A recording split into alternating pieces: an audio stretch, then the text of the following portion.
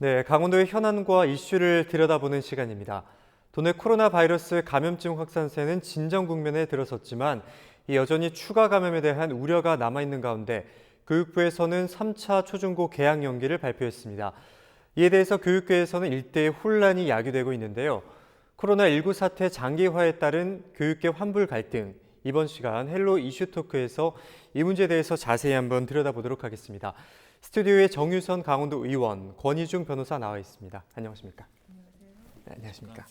네, 코로나19 사태가 장기화되면서 참 언제 종식이 되나 참 답답한 마음인데 코로나19 발생 초기 단계에는 위기 경보 대응 단계에 따라서 경계에서 심각 단계로 올리는 조치에 따라서 전국 초중고등학교의 개학을 한 차례 연기한 바 있지 않습니까? 3월 2일에서 3월 9일로 또 그 이후에도 3월 23일로 두 차례 연기를 했다가 이번에 무려 세 번째입니다. 이렇게 전례 없는 사례들이 일어나고 있는데 이에 대해서 대학교는 휴교와 함께 유치원, 어린이집, 학원 등에는 휴원이 권고되기도 하고요.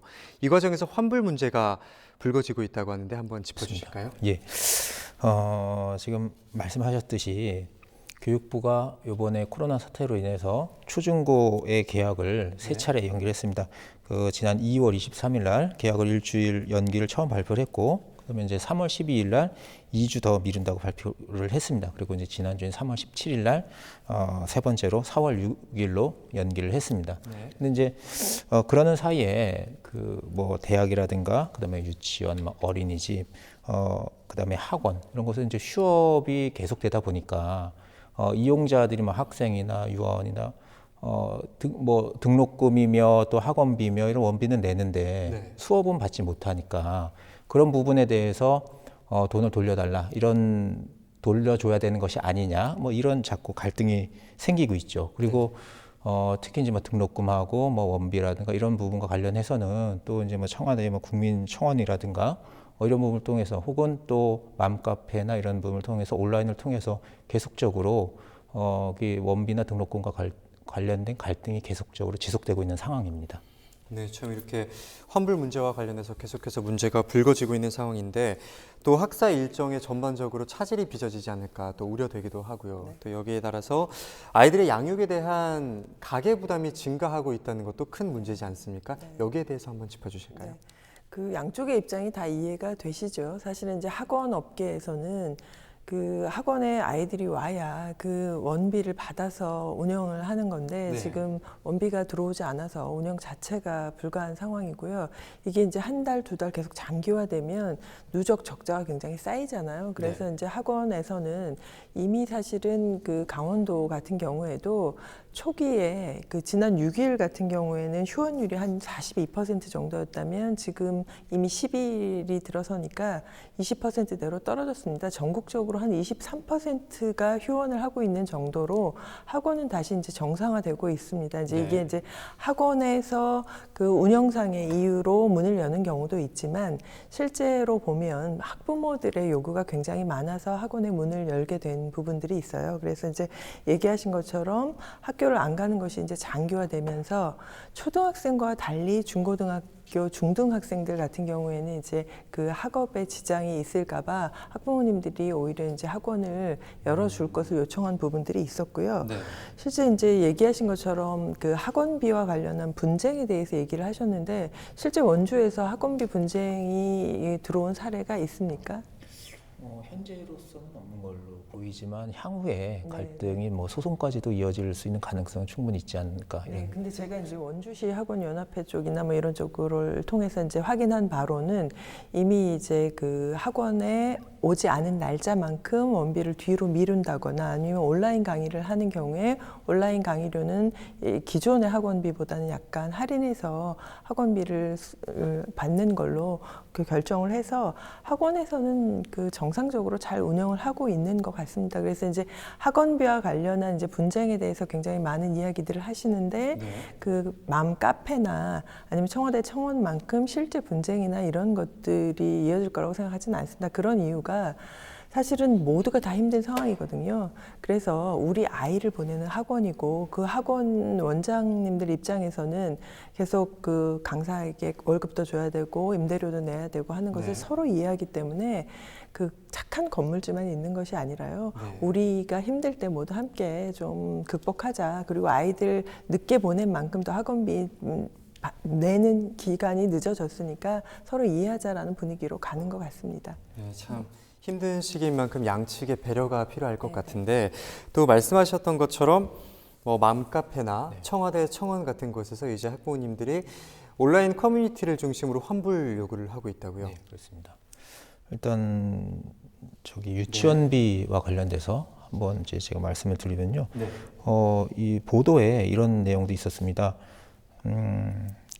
그 유아교육법 시행 규칙에 따르면은, 그러니까 네. 월 전체에 걸쳐서 수업을 하지 아니하는 경우에 방학의 경우를 제외하고는 해당 월 수업료를 면제한다. 이게 이제 유아교육법 시행규칙 7조에 있긴 하거든요. 네. 그래서 뭐 언론사 보도나 아니면은 그런 온라인에서 이 조항 때문에 지금 3월 한 달을 수업을 안 하니까 수업료를 면제하고 돌려줘야 되는 것이 아니냐 이런 뭐 의견들이 많이 쏟아져 나오고 있었습니다. 그런데 제가 이제 그 법과 그러니까 유아교육법 상위법과 시행규칙을 전체적으로 보니까요. 제가 이제 이 부분에 대해서 조금 이제 설명을 드려야 될 것 같은데요. 네. 물론 이제 유아교육법 시행규칙에는 이제 7조 네. 2항이에요. 그런 내용이 있습니다. 그렇지만 그 상위법인 유아교육법 제25조를 보게 되면은 유치원의 설립 경영자가 수업료 등의 교육 비용을 받을 수 있다. 이렇게 이제 재량 조항으로 되어 있고요. 그다음에 유아교육법 시행규칙 제6조에는 이 수업료와 관련된 교육 비용, 납부금 등은 원장이 결정하도록 되어 있습니다. 그래서 또한 시행규칙 제7조의 3항에는 수업료는 결석으로 인해서 감액 또는 면제되지 아니한다라고 되어 있습니다. 그래서 이제 일부 보도나 온라인에서 나오는 한 조항의 문제가 아니라 법과 시행규칙 법의 전체적인 어떤 내용들을 고려해 봤을 때 이 지금 그 유치원비의 반환의 근거 규정으로서 네. 일부 이제 보도됐던 유아교육법 시행규칙의 7조는 맞지 않는 부분이고요. 현실적으로 그러면은 환불 규정이 있느냐라고 봤을 때요.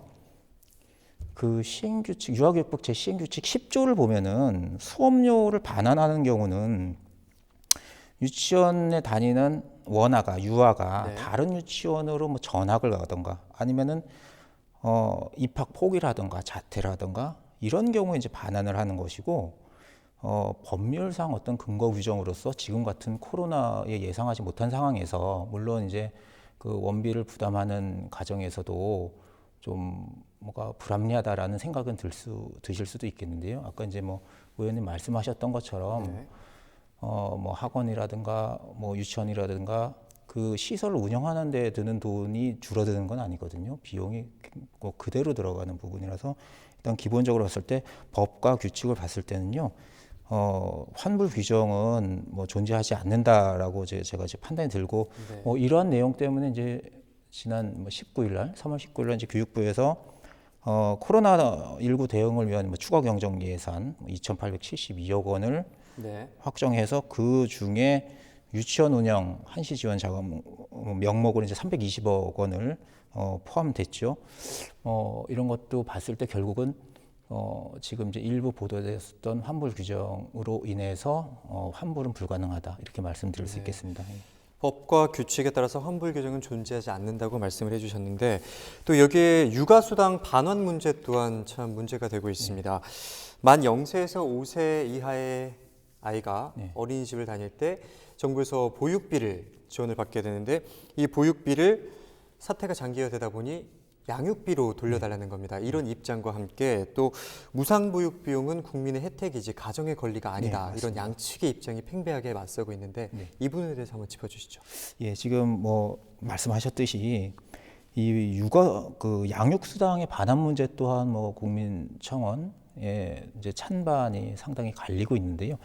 근거되는 법 조항을 먼저 보자면요. 영유아 보육법 제 34조 2항을 보면 양육수당에 대해서는 뭐 어떻게 규정을 하고 있냐면은 지방자치단체가 네. 그러니까 어린이집이나 또 유아교육법 제2조에 따른 유치원을 이용하지 아니하는 영유아에 대해서 네. 육아수당을 지원할 수 있다라는 것입니다. 그러니까 그 전제는 유치원을 이용하지 아니하는 경우에 지원하는 거지. 유치원이 지금 코로나 사태 때문에 이렇게 한 달 동안 안 다닐 때 네. 그때 유치원에 지급하던 그런 뭐 보육료를 나한테 양육수당으로 줘야 되는 것이 아니냐라는 거는 법률적인 근거는 없다 이렇게 말씀드릴 수 있겠습니다. 네, 그럼 유치원을 다니지 않는 아이들에 대해서만 지원을 한다 이런 말씀을 해주셨는데 그렇다면 의원님 교육계의 환불 갈등이 참 대학과 또 이런 부분에 대해서도 심각하지 않습니까? 대학교의 계약도 미뤄지고 있는 사태고 또 등록금이 워낙에 비싸다 보니까 사이버 강의로 대체하는 경우도 많은데 이 사이버 강의의 경우에는 또 질적인 부분에서 좀 떨어지다 보니까 또 여기에 학생들이 마땅히 누려야 할 교육에 대해서 좀 피해가 막심하다 보니까 여기에 대해서 학생들이 피해 보상을 해달라. 그러면은 서비스 제공자인 대학교에서 피해 보상을 해줘야 한다. 이런 이야기가 나오고 있는데요. 이 부분에 대해서는 어떻게 보고 계십니까?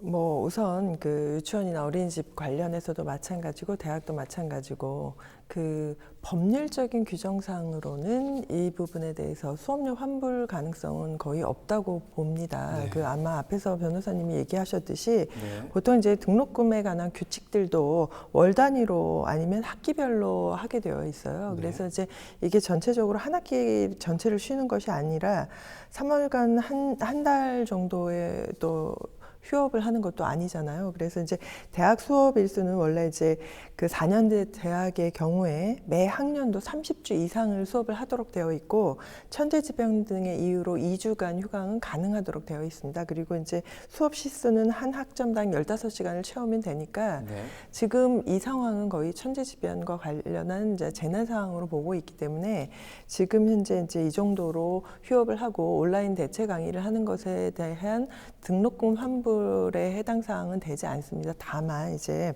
그 각 학교마다 온라인 대면 온라인 강의로 대체를 해놓으니까 네. 비대면 강의를 하다 보니 한꺼번에 너무 많은 온라인 신청자가 몰리는 거예요. 왜냐하면 요번 주 수업을 요번 주에 모든 학생들이 듣고 또 과제를 제출해야 하는 부분들이 그쵸. 있었어요. 그래서 강원대 같은 경우도 4천여 개의 과목들이 한꺼번에 그 인터넷으로 이루리를 통해서 접속자가 폭주하다 보니까 서버가 다운되는 현상이 있었고요. 이건 네. 강원대만 있는 것이 아니라 한림대 같은 경우도 1,300개 정도의 온라인 강의를 했는데 이때도 이제 접속자가 몰리니까 다운되고 보니까, 네.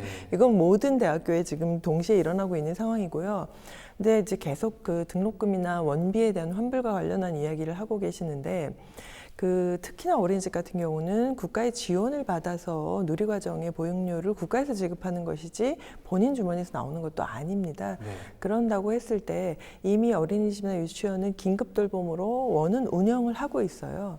그러면 선생님들도 출근을 하고 계속 원들은 운영비가 계속 그쵸. 나가고 있는 상황이거든요. 그래서 그 부분에 대한 지급을 국가에서 하는 것은 그쪽으로 하는 것은 맞다고 보고 다만 이제 부모님들이 안심이 되지 않아서 아이를 집에서 양육을 하고 돌보는 것에 대해서 그러면 우리가 가정 양육수당을 받아야 하는 거 아닌가라는 이야기를 하실 수 있지만 그 부분은 아까 말씀하신 것처럼 지속적으로 내가 가정 양육을 할 때 하는 것이지 이런 경우에 한 달 단위로 넣었다 뺐다 하면 오히려 어린이집이 운영을 하기가 더 어려워지는 부분이 있고요. 네. 대학 같은 경우에도 사실은 이제 그 누가 돈을 벌고 있는 것이 아니에요. 이 상황을 통해서 학원 원장이 돈을 폭리를 취하거나 뭐 어린이집이나 유치원 원장이 폭리를 취하고 있는 것이 아니라 네. 누구나 다 손해를 보고 있는 상황이고 대학도 각 교수님들이 갑자기 인터넷 강의를 다들 준비하시느라고 너무 힘들고 서버 구축이나 이런 것에 대학도 돈을 너무 많이 비용을 지출하고 있어서 오히려 어려움을 호소하고 있는 상황이니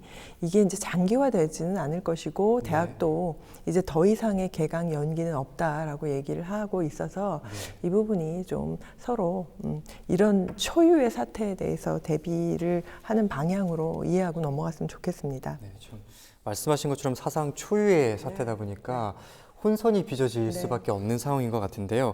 또 여기에 환불 문제로 고충을 겪는 학원이 또 있습니다. 교육당국의 휴원 권고에 대해서 문을 닫을 수도 없고 또 정상적인 운영을 하기에도 또 감염 우려가 있으니까 이런 상황에 대해서는 어떻게 보고 계십니까? 사실은 이제 그 학원들이 아까 말씀드린 것처럼 거의 대부분 이제 정상화로 가고 있어요. 이게 이제 그 약간 나누어서 볼 필요가 있는데요. 네. 학원도 초등학생들을 중심으로 하는 예체능을 유지하는 학원들, 피아노 학원이나 태권도 학원 이런 경우에가 학원 문을 못 열고 있는 상황이에요. 왜냐하면 이거는 이제 학교 개학과 동시에 가요. 아이들이 개학을 안 한 상태에서 부모님들이 피아노 학원이나 태권도 학원을 잘 안 보내세요. 네. 근데 이제 반면에 중고등학교 학습을 위한 뭐 영어, 수학, 과학 이런 학원들은 이미 정상화를 하고 있고 문을 열고 있고 이 부분에 대해서는 부모님들의 욕구가 굉장히 강했던 이유가 그 초등학생은 아까 말씀드린 것처럼 맞벌이인 경우에 긴급 돌봄을 통해서 학교라도 가거나 이렇게 하고 있는데 네. 그 중고등학교 아이들이 집에 있으니까 밤 늦게까지 게임이나 인터넷을 하다가 늦게 자고 아침 막 12시, 1시나 돼서 일어나니까 오히려 밥도 잘 안 먹고 생활의 리듬이 다 깨져서 부모님들이 너무 불안하신 거예요. 이렇게 애들의 그 방학 기간이 길어지면서 생활 습관이 무너지는 것에 대해서 네. 학습에 대한 불안함 때문에 사실은 이제 학원은 운영을 하고 있고요. 근데 지금 말씀하신 것처럼 이제 그 지금 문을 열지도 못하고 운영을 할 수 없는 이런 이제 예체능을 중심으로 하는 초등학교 저학년 학원 같은 경우에 어려우실 텐데 네. 이 부분도 이제 바로 4월에 개학이 되면 좀 해결이 되지 않을까라고 생각합니다. 네, 다시 좀 해결이 빨리 됐으면 하는 바람인데 네. 네. 나누신 바와 같이 학원의 경우는 생계가 걸린 만큼 마냥 문을 닫을 수도 없지 않겠습니까? 그런데 학교는 문을 닫았는데 학원은 운영을 한다. 여기에 대해서는 약간 형평성의 문제가 있고 또 모든 교육기관이 동등한 대우를 받아야 하는데 이 부분에 대해서는 어떻게 보고 계신지요? 뭐 그거보다는 이제 방역, 그러니까 과연 감염이 일어나지 않을까에 대한 부모님들의 학부모들의 그 우려가 굉장히 많죠.